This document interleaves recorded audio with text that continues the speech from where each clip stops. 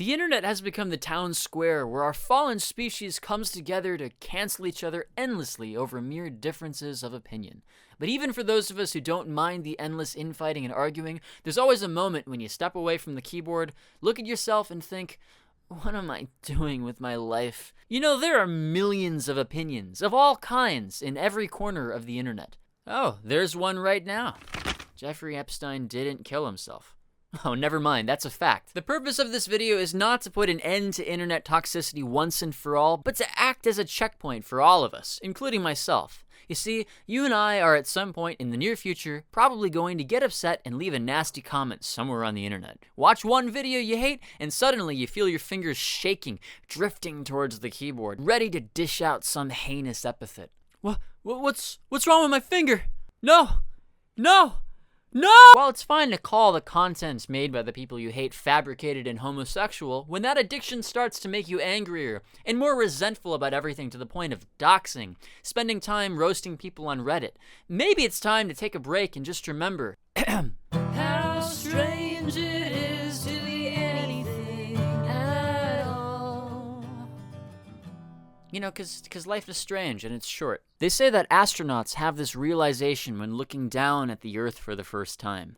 As they stare into the trillion-year-deep void around our fragile blue dot, they wonder, why do we do all of this infighting at all? For them, suddenly, the vastness of space overshadows our little worries. Politics, social issues, who said what on Twitter, which seed oil you can find in your peanut butter. Maybe that's just me. But how do we do that to people here on Earth?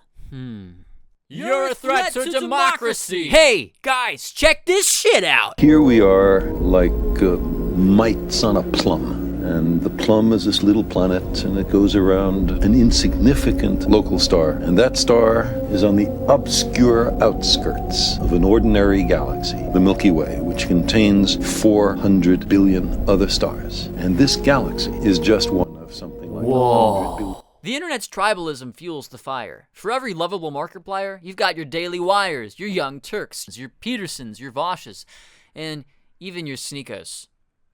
The inner John Lennon in me just wishes we'd all get along. Imagine there's no comments,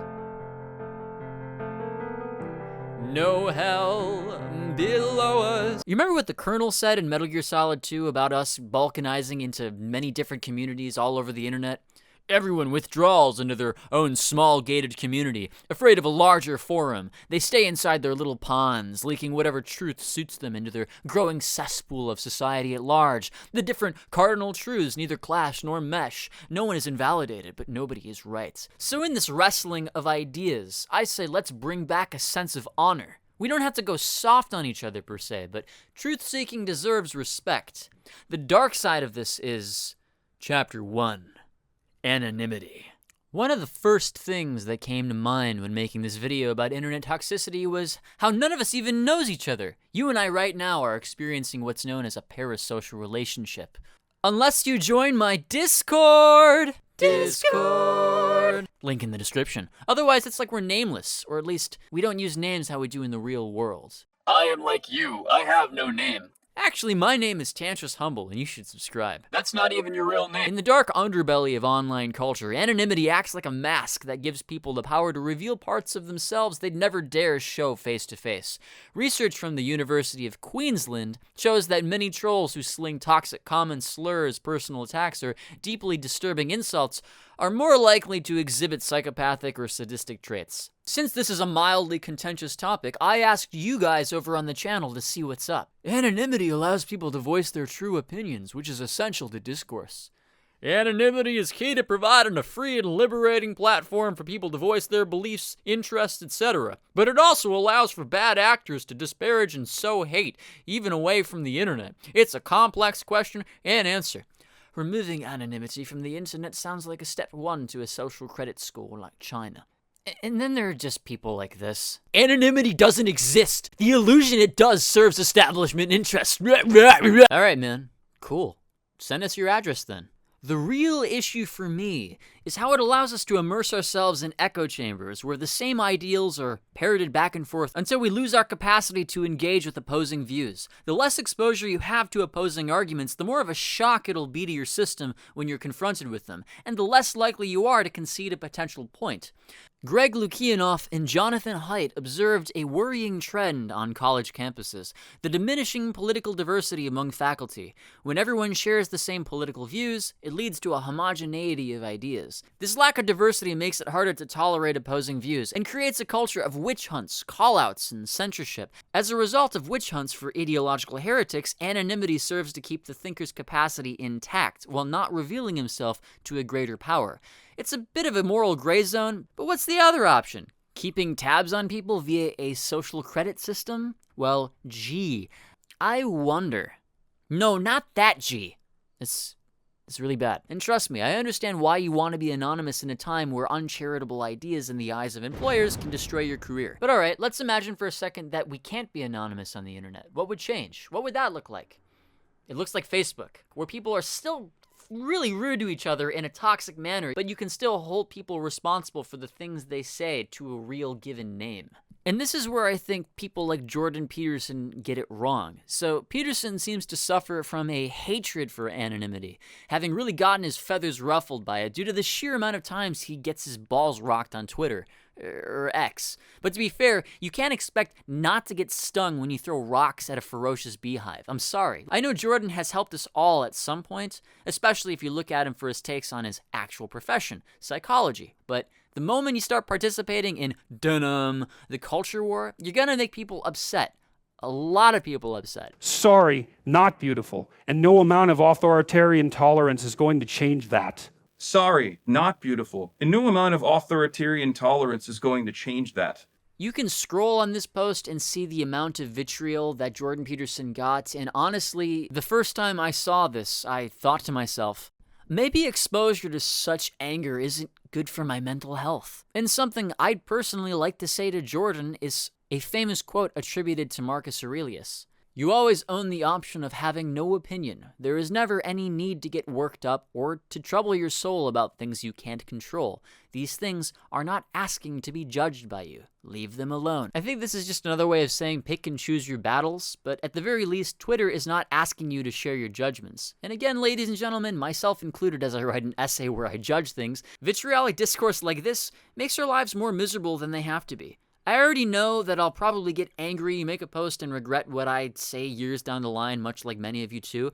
But it's pointing out our own hypocrisy that makes us want to at least try to save our mental health. Not only is it not necessary to say the nasty thing, maybe the internet itself just isn't the best place to voice disagreements. In fact, I've been thinking the best way to have a good disagreement is not on the internet at all, not even on a phone call, but in person. Chapter 2. The Art of Disagreement. The problem with disagreements on the internet is that they incentivize us to respond. Agreements don't set off defense mechanisms, whereas disagreements do. And what do you know? Comments, reaction videos, drama, and all the like start popping up faster than Mr. Beast can ruin his reputation. What's even more interesting about comments on YouTube videos is usually they only make up about 1% of the viewership, yet despite their small numbers, pretty much everybody reads them. Sometimes the amount of liked votes on a single comment exceed the number of comments themselves on a single video. Communicating disagreements and the interplay of dialogue have been important in the West as far back as antiquity. So let's go philosophical for a moment about the importance of flow in a dialogue. In De Oratore, Marcus Cicero, one of Rome's most famous public speakers, wrote a dialogue between two Roman figures in which they discuss the art of rhetoric. A certain Crassus and Antonius, presenting a philosophical inquiry into the nature of effective communication and the requisite knowledge for impactful public speaking, and highlighting a critical debate regarding the speaker's obligation to possess comprehensive knowledge, encapsulating the essence of eloquence in the context of civic responsibility. Hold on, we're getting to it. Crassus pretty much believes that as an orator, you must know your topic of discussion through and through, while Antonius disagrees and says even if you're not an expert, it's still important to speak persuasively. The whole point of this is how they disagree, so pay attention to the dialogue. Ready, go! I, however, Antonius, am of the opinion that an orator must have knowledge on a great many subjects, without which a mere flow of words is empty and ridiculous. I do not deny, Crassus, that an orator ought to have a degree of knowledge, but I do not think that he need be acquainted with every art and science. For an orator to study and examine into all the minutiae of each subject would be an endless and most difficult undertaking, and scarcely practical for any human faculties. Look, moral of the story is that the two clearly disagree, but if Crassus and Antonius were to suddenly appear in the modern day and have a podcast like Joe Rogan, you better fucking believe a YouTube comment like this would appear. Two dudes disagreeing without swearing, insulting, and abusing each other? Refreshing in 2022. Just imagine if two politicians could discuss an issue without talking over each other and insulting each other. Bravo, guys. This is a fine example of why Joe's podcast has become so... Look, these particular comments here come from a Joe Rogan video where Matt Walsh comes onto the show making the case against gay marriage. But the nice thing about this video is clearly Joe's not about it. But without calling Matt a bigoted piece of crap, he listens, tackles the substance of the argument, and has a respectful conversation with the guy, where the audience can listen and make up their own minds. What about specifically about the marriage one? Is marriage fundamentally a procreative male and female union or not? You know, there's not really much of a compromise position there. So if two people decide that they want to be joined in union and they want it to be legal, they want to really commit. I'm committing so hard. I'm going to bring lawyers involved, and we're going to sign papers, and we're going to go over the terms of this. Mm-hmm. But I don't think it is just personal. It is also a public institution. Sure. That's what we're talking about. You want the public to recognize this. If it was just personal, then we wouldn't even be having the conversation. Good discussion is a lot like a vitamin that helps fend off against rationalization to the point of radicalization. I know my audience is full of pretty fucking smart people, and you might agree that on your journeys to whatever current values you hold, there were phases of experimental thinking to test the waters, a sort of necessary ephemeral radicalization that you eventually got out of. You then realize that issues have nuance, that two very different things might be true at the same time. This divide on the internet absolutely fascinates me sometimes. Go on one video posted by Fox News and you'll see the majority of the comments in favor of whatever's on display, mocking the other side. But go on the equally opposed MSNBC and you wouldn't think that the Fox News opposition even exists. In the end, when you like one content creator or one source of information, I like to keep the idea in the back of my head that opposition to that idea does exist, and that when faced with it, dialectic always teaches you something about the other person and or other perspective. Chapter 3. Streamers, call-out culture, and the world of Asmongold. I get really sick of endless pits of reactions to reactions, and this happens all the time in the streamer sphere, and there's a real market for it. Unless it's warranted, you have to be a real bastard to go ahead and deliberately want to ruin someone else's life, to feel virtuous about yourself, and even enjoy the process. And while there are a million zillion streamers out there, as someone with particular interests and a particular personality, inevitably YouTube tried to catch my interest by bringing one of those streamers into my feed. Enter Asmongold, the internet's favorite hikikomori, the millionaire who also lives with cockroaches, rats, and cooks his steak to taste like beef jerky in a house that resembles hoarders. The first time you see his lifestyle as a target of his content, you start to wonder if YouTube is trying to send you a message about yourself.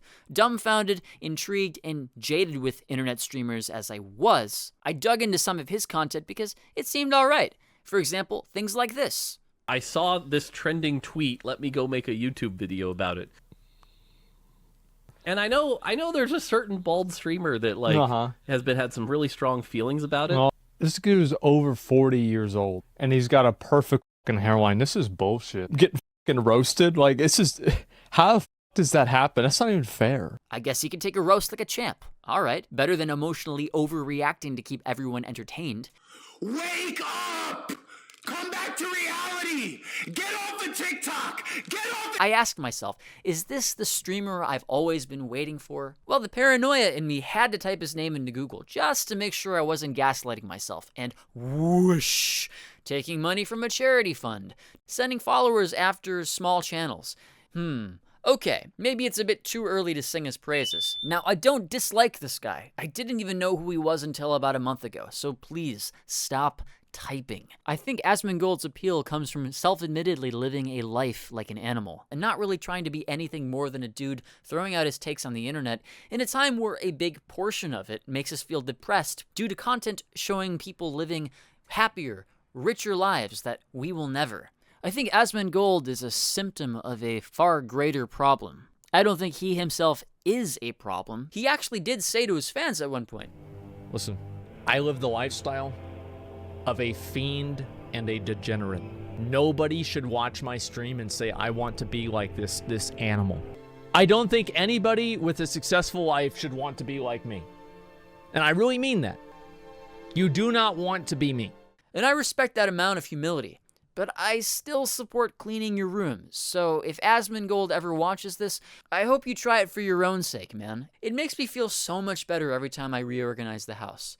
But, alright, so what's the whole point of this? He made a few thought-provoking videos in which he gives a necessary scathing critique of call-out culture, which more people need to hear.